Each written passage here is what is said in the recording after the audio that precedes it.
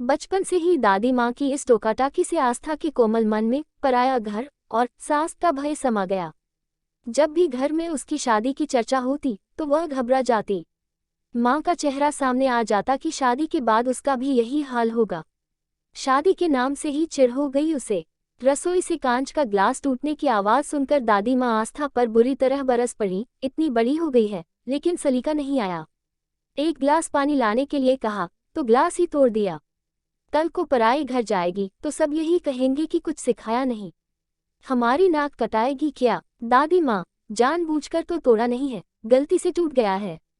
आस्था ने सफाई देते हुए कहा। अच्छा, एक तो ग्लास तोड़ दिया, ऊपर से जुबान चला रही है। सब पता चल जाएगा जब सास चोटी पकड़ कर मारेगी। ये सुनकर आस्था रो पड़ी। हमेशा ही दादी माँ की यही चिक चिक रहती है। छोटी सी भी गलती हो जाए तो पराए घर जाएगी तो हमारी नाक कटाएगी, सास चोटी पकड़कर मारेगी कहकर डराया करती। जोर से हंस दिया तो कहती, दूसरे घर जाना है, बत्तीसी मत दिखाया कर। सारा दिन बात बात पर टोकती रहती है। माँ भी दादी माँ के सामने चुप रहती है। उसने कभी माँ को जोर से बोलते या हंसते हुए नहीं देखा। वो हर काम बड़ी सावधानी से करती है।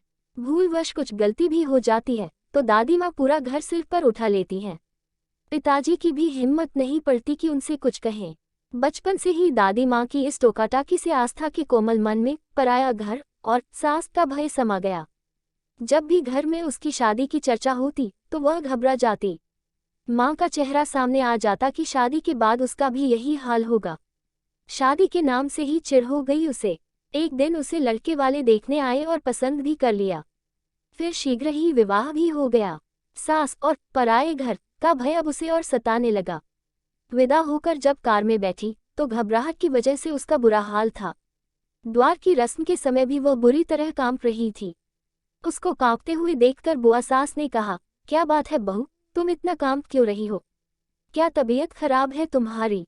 अरे बुआ, आप समझती नहीं हो, हमारी भाभी जी को 104 डिग्री प्यार का बुखार चढ़ गया है, इसी वजह से कँपकपा रही हैं। पीछे खड़े देवर अमन ने जब ये बात कही तो सब हंस पड़े, लेकिन आस्था को हंसी नहीं आई। सभी रस्में पूरी हो जाने के बाद उसे उसके कमरे में भेज दिया गया। थोड़ी देर बाद उसके पति अनुज भी कमरे में आ गए, लेकिन वह उनसे भी कुछ नहीं बोली। उसे गुमसुम देखकर अनुज ने उसे बाहों में भरकर कहा, तुम इतनी चुप क्यों हो? कुछ बोलती क्यों नहीं? लेकिन वह तो बुरी तरह डर रही थी।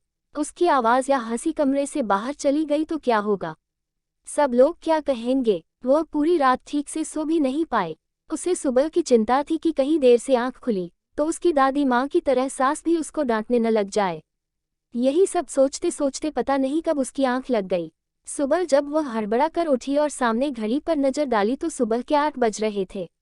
अनुज उठ चुके थे। मारे डर के उसके आंसू निकल पड़े। तभी दरवाजे पर दस्तक देते हुए उसकी नंद अनु की आवाज़ आई, भाभी जी, अगर नींद पूरी हो गई हो तो कृपया उठने का कष्ट करें। सब लोग आपके हाथ की चाय पीना चाहते हैं। कमरे से आस्था के रोने की आवाज़ सुनकर अनु घबरा गई। अंदर जाकर आस्था के आंसू पोंछते हुए बोली, सॉरी भाभी, मुझे नहीं मालूम था कि तुम इतनी इमोशनल हो। मुझे तो मजाक करने की आदत है।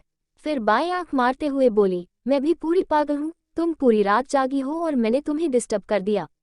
बड़ी मुश्किल से अपने आंसुओं को पोंछते हुए आस्था बोली, दीदी, मैं आपकी बात की वजह से नहीं रो रही हूँ, मुझे डर लग रहा है। उठने में इतनी देर हो गई है, कहीं मांझी नाराज तो नहीं होंगी? हंसते हुए अनु बोली, भाभी, तुमने तो मुझे डरा ही दिया था। वैसे तो यहाँ सभी लोग जल्दी उठते हैं, लेकिन कभी कभार देर हो जाए तो कोई बात नहीं, लेकिन रविवार और छुट्टी वाले दिन सुबह खूब आराम से उठते हैं। आस्था नहा धोकर रसोई में चली गई और सबके लिए चाय बनाने लगी। वह बहुत ही सावधानी से काम कर रही थी, कहीं कुछ गलती न हो जाए।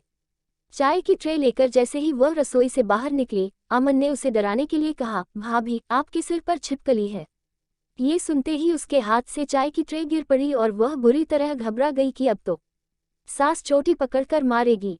वह सिसकते हुए बोली, मां जी, अमन भैया ने रुलाई के कारण वह आगे कुछ नहीं बोल पाई।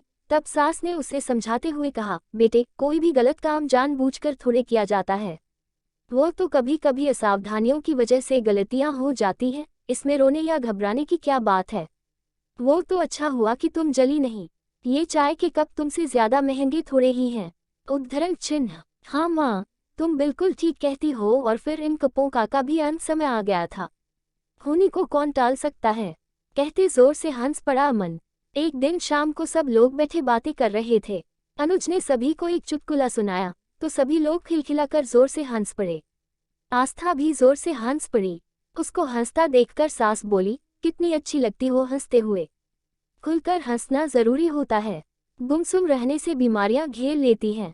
अब तुम उसे हंसा हंसा कर उसका स्वास्थ्य ठीक रखना, कहते हुए ससुर भी हंस पड़े। अचानक अनुज बोला, माँ हमारे साथ धोखा हुआ है। तुम्हारी बहू तो गूंगी है।